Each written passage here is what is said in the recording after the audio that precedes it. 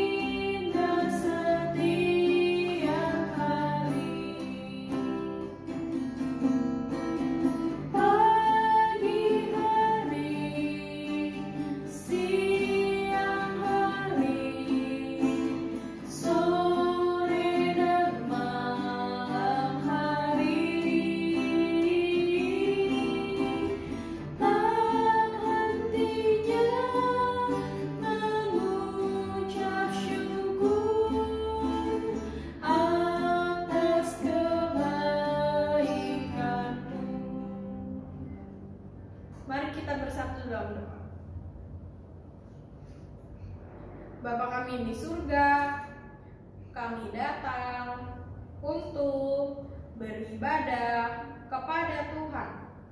Kami rindu menaikkan puji-pujian di hadapan Tuhan.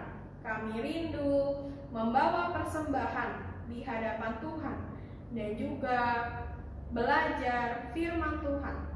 Tuhan tolong pimpin kami semua yang akan beribadah. Hanya dalam nama Tuhan Yesus kami berdoa. Amin. Adik-adik, siapa di sini yang senang karena beribadah? Ya, kita semua senang ya karena bisa terus datang beribadah kepada Tuhan walaupun di rumah aja. Mari kita angkat pujian hari ini, hari yang telah dijadikan Tuhan. Mari kita bersuka.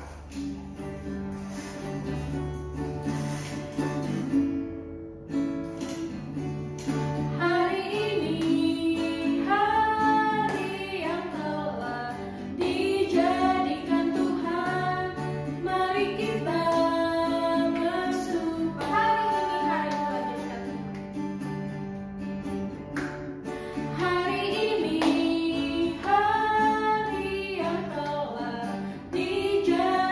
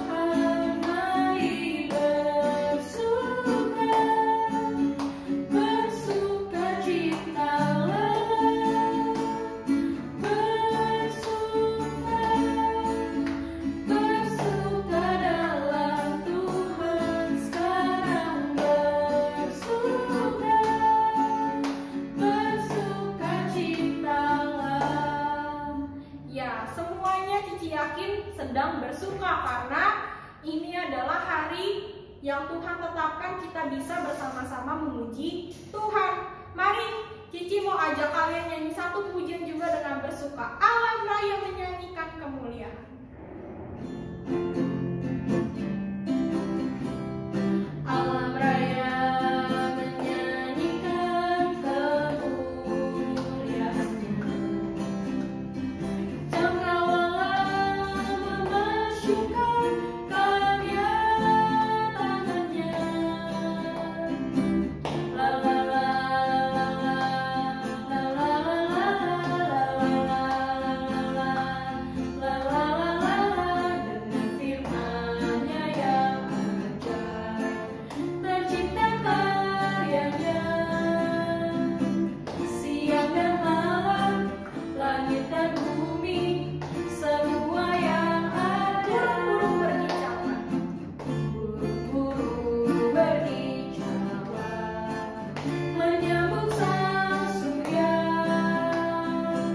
Bunga bermekaran, alam riang-riang memuji nama semesta bernyanyi. Semesta bernyanyi karena kasih-Nya tak berubah sampai selamanya. Puji agungkan nama-Nya, hanya Tuhanlah yang layak untuk dipuji. Hanya Tuhanlah yang layak untuk dipuji. Silakan duduk adik-adik, kita akan memberikan persembahan. Persembahan dapat ditransfer ke rekening BCA Gereja, juga bisa ditransfer melalui nomor OVO. Sekarang kita akan menyanyikan pujian Hati Senang, Hati Senang.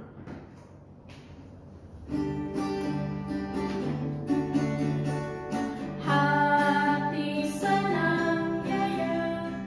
Hati senang, ye ye. Hati senang, amin. Di dalam Tuhan bersuka cita selalu, berdoa senantiasa. Ucapkanlah syukur dalam segala. Hati senang, ya ya. Hati senang, ye ye. Hati senang, amin. Di dalam Tuhan bersuka cita selalu, berdoa senantiasa. Ucapkanlah syukur dalam segala perkara. Mari kita berdoa. Bapa kami yang di surga, terima kasih untuk pemeliharaan Tuhan di dalam hidup kami. Untuk makanan, minuman, pakaian, kesehatan, segala sesuatu yang Tuhan berikan. Untuk sukacita, untuk penyertaan yang Tuhan berikan dalam hidup kami. Kami berucap syukur. Kami datang, Tuhan, membawa persembahan di hadapan Tuhan.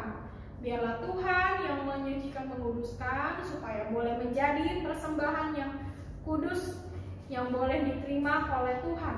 Biarlah persembahan ini boleh dipakai untuk pekerjaan Tuhan yang ada di dalam tempat ini. Berkati ya Tuhan untuk papa mama yang bekerja. Hanya di dalam nama Tuhan Yesus kami berdoa. Amin.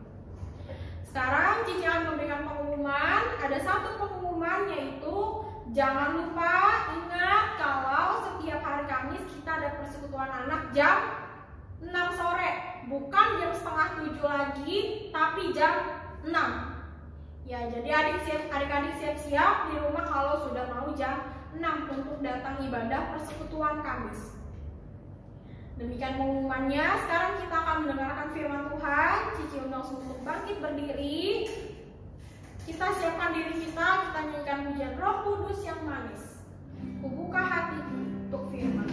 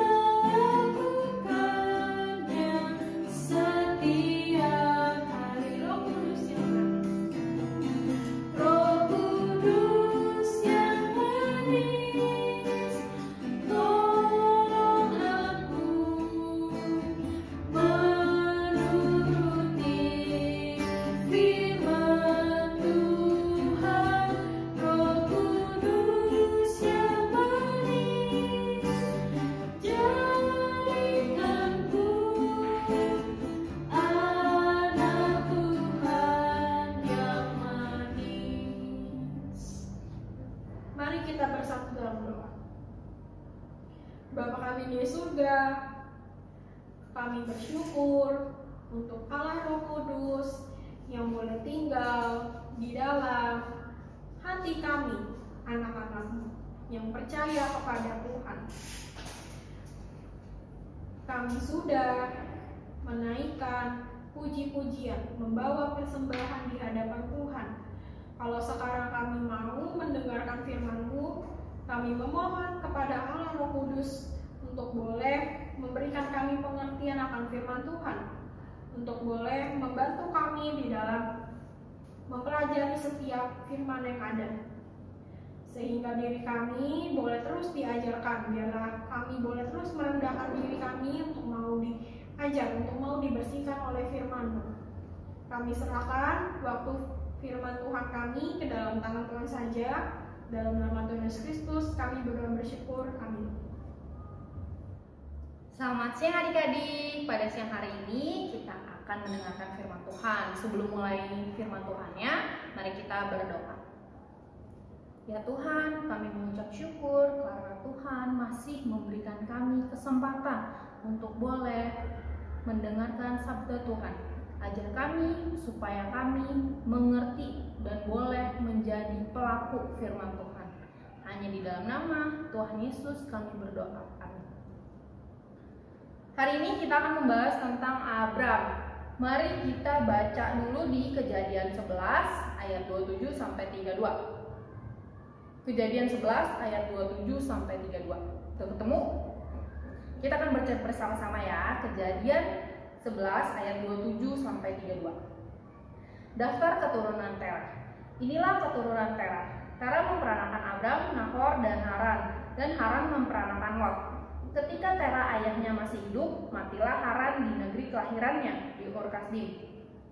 Abram dan Nahor kedua-duanya kawin. Nama istri Abram ialah Sarai, dan nama istri Nahor ialah Milka.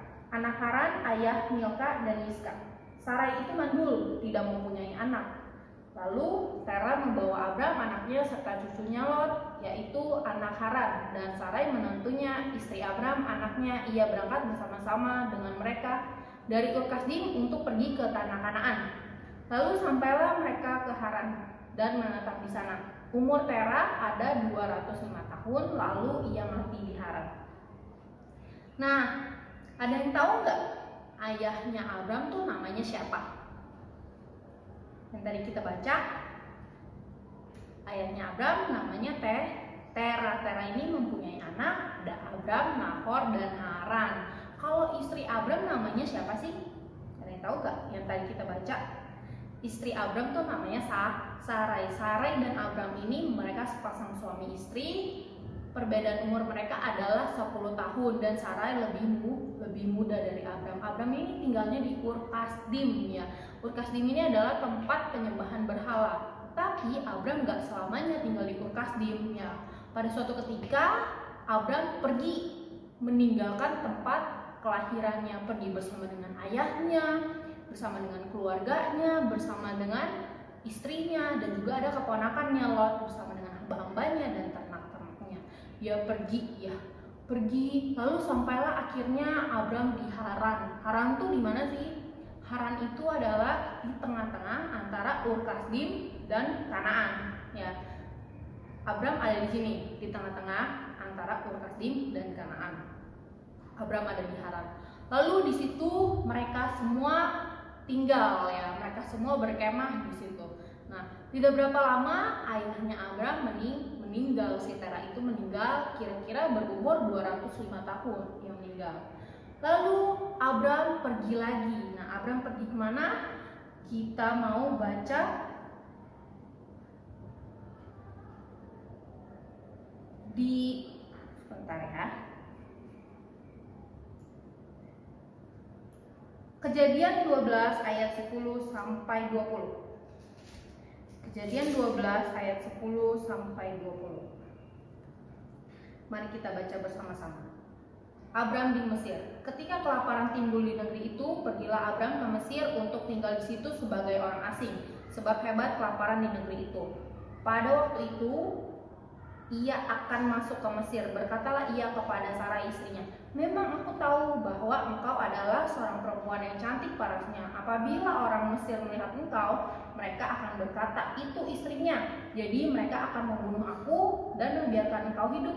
Katakanlah bahwa engkau adikku, supaya aku diperlakukan mereka dengan baik karena engkau, dan aku dibiarkan hidup oleh sebab engkau. Sesudah Abram masuk ke Mesir, orang Mesir itu melihat bahwa perempuan itu sangat cantik. Dan ketika penggawa-penggawa Firaun melihat Sarai, mereka memuji-mujinya di hadapan Firaun, sehingga perempuan itu dibawa ke istananya. Firaun menyambut Abram dengan baik-baik karena ia mengingini perempuan itu. Dan Abram mendapat kambing domba, lembu sapi, keledai jantan, budak laki-laki dan perempuan, keledai betina dan unta. Tetapi Tuhan menimpakan tulah yang hebat kepada Firaun, demikian juga kepada seisi istananya karena Sarai istri Abram itu. Lalu Firaun memanggil Abram serta berkata, apakah yang kau perbuat ini terhadap aku? Mengapa tidak kau beritahukan bahwa ia istrimu? Mengapa engkau mengatakan dia adikku sehingga aku mengambilnya menjadi istriku? Sekarang inilah istrimu, ambillah dan pergilah. Lalu Firaun memerintahkan beberapa orang untuk mengantarkan Abram pergi bersama-sama dengan istrinya dan segala kepunyaannya.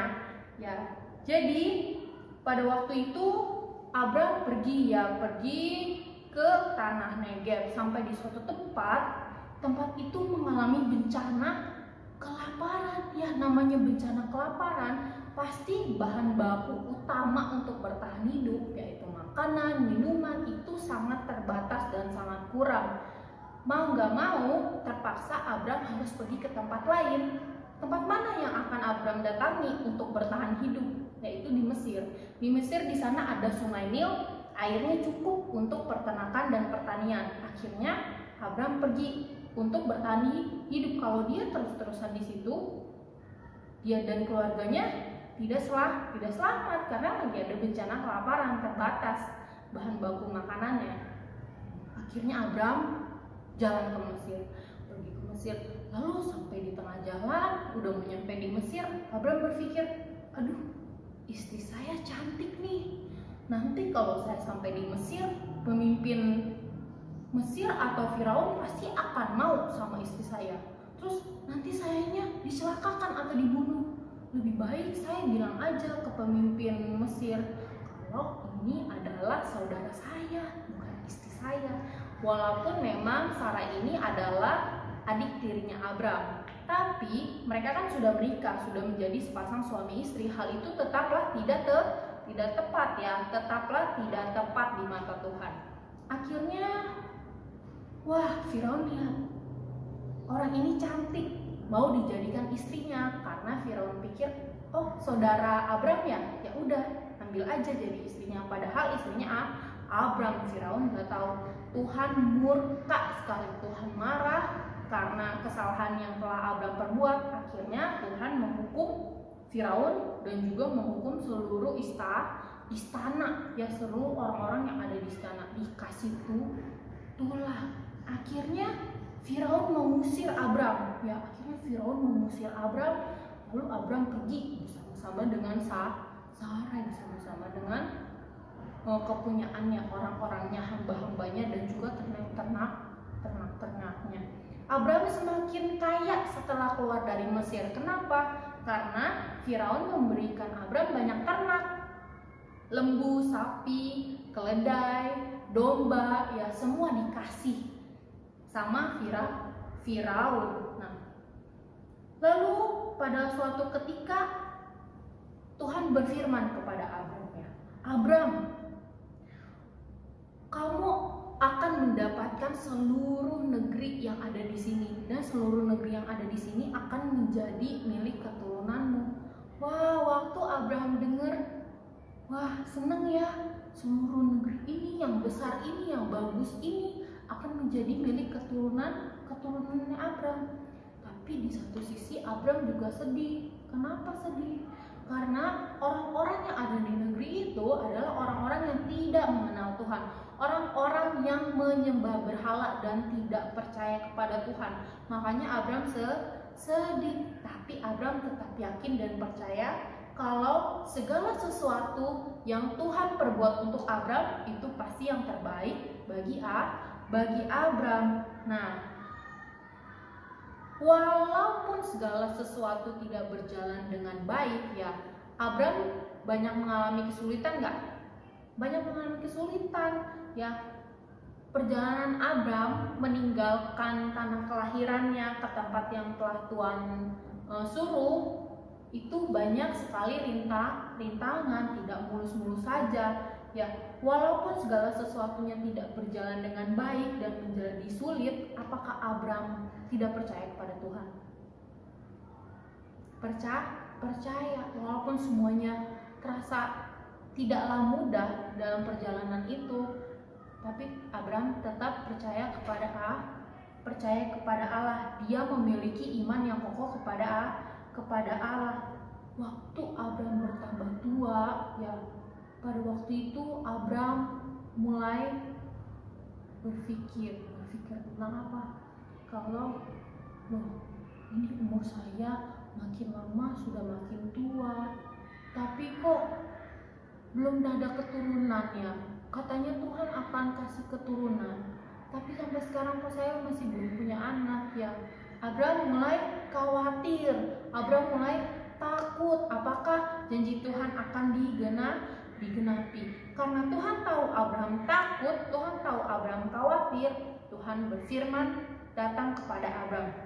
Tuhan bilang, jangan takut, jangan khawatir, tetap setia, berpegang teguh sepenuhnya kepada Tuhan, ya. Jangan takut karena Tuhan akan menyertai Abram, Tuhan akan memberkati Abram, dan juga keturunan Abram akan menjadi sangat banyak sekali seperti bintang-bintang di langit. Siapa yang bisa hitung bintang di langit? Ya, Cici juga nggak bisa. Tapi Tuhan bilang keturunan Abram akan seperti bintang di langit. Wah, Abram semakin dikuatkan.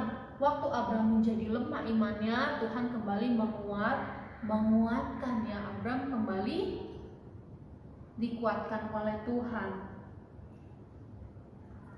Abram waktu pergi dari tempat kelahirannya itu kira-kira udah tua atau masih muda?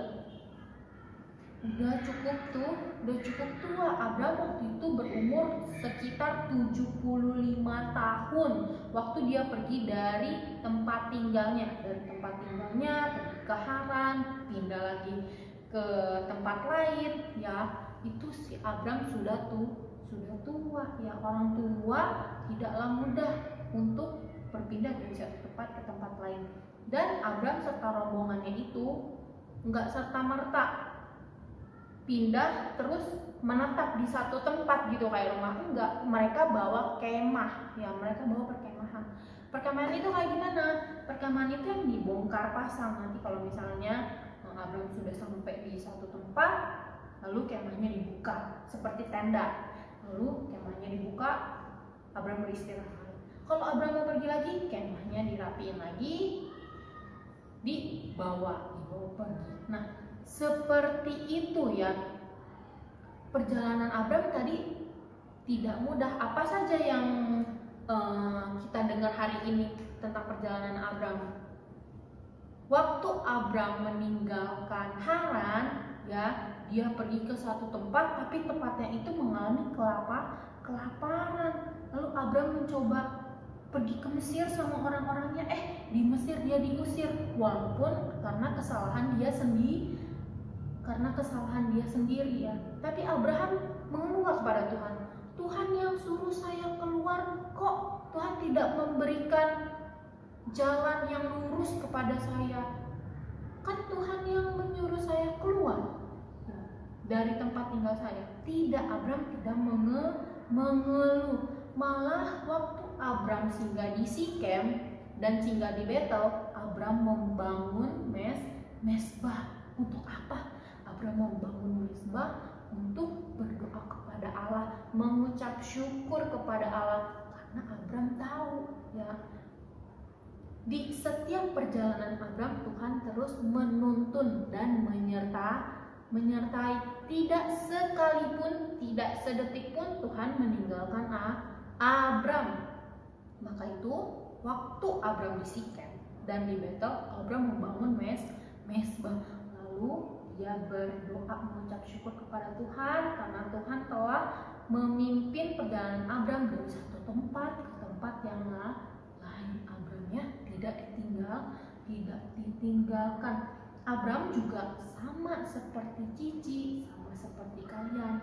Dia juga manusia biasa dan perlu diselamatkan. Abram berdosa nggak?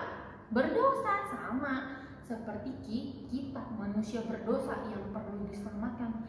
Tapi dia percaya sama janji Allah, dan kita juga harus percaya kepada janji Allah. Bukti kita percaya kepada janji Allah tuh apa sih? Bukti kita percaya kepada Allah tuh apa sih? Dengan apa? Dengan kita taat kepada perintahnya. Di Alkitab dikatakan bahwa setelah beberapa waktu lamanya Allah mengutus sang juru selamat melalui keturunan Abram. Kita percaya ya akan hal itu ya. Allah mengutus juru selamat melalui keturunan Abram. Dia datang untuk membayar utang semua dosa kita, semua dosa orang yang percaya kepada Tuhan. Dan bagaimana caranya kita bisa percaya dan taat? Kita tidak bisa menggunakan kekuatan kita sendiri untuk percaya dan taat kepada Tuhan. Hanya Tuhanlah yang dapat menyanggupkan kita untuk kita bisa percaya dan taat kepadanya. Kalau Tuhan tidak memberikan kita hati untuk percaya, bisa nggak kita percaya? Tidak. Bisa nggak kita taat? Tidak. Itu semua karena anugerah Tuhan kita bisa percaya dan bisa taat kepada Tuhan. Kita mau meminta tolong kepada Tuhan, memampukan kita supaya kita bisa percaya dengan hati kita dan juga taat melakukan firman-Nya. Sekarang kita buka di Yohanes 14 ayat 21. Yohanes 14 ayat 21.